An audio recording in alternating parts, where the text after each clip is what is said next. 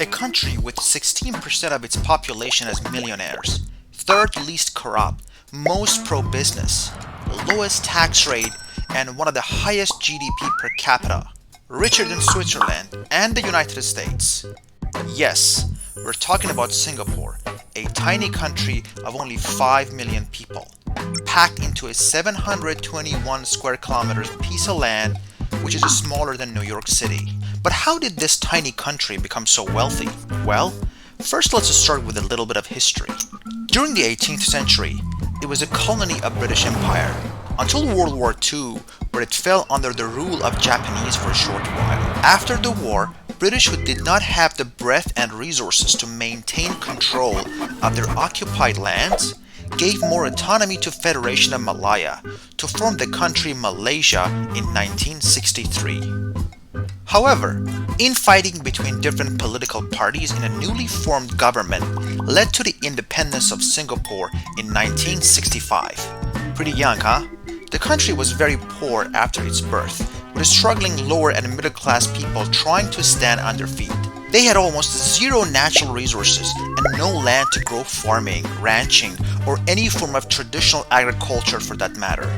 Incoming Prime Minister Lee Kuan Yew, who is named as the father of modern Singapore, a visionary, a bright man who realized well before many leaders such as Deng Xiaoping, the father of modern China, and Ronald Reagan, that the key to save his people from poverty is to grow business and commerce, opens the country's door to global economy and stay away from communism in a region where it was actually pretty popular. Very low tax rates, low to non-existent tariffs, elimination of crippling regulations and focus on manufacturing and technology were among the reforms fatherly adopted, which led to rapid economic growth and lifting his country from a poor third world country to an extremely rich and developed nation. Keep in mind, Singapore had one big advantage in spite of all the size and natural resource problems it had, and that is its geographical location,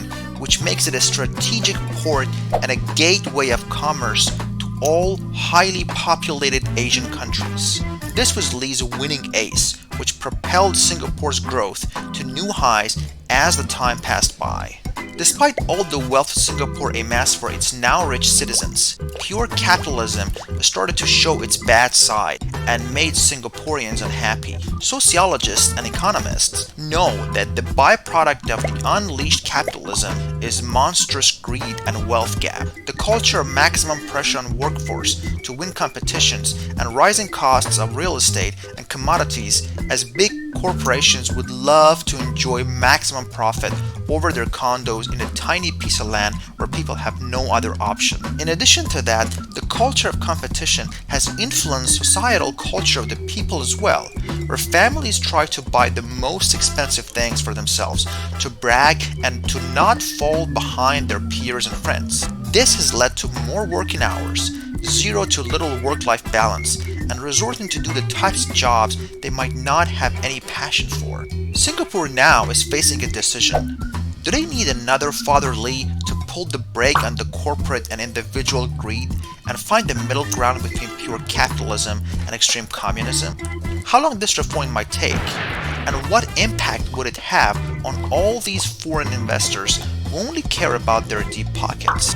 Don't forget to subscribe to our channel and hit the like button down there if you liked what you watched.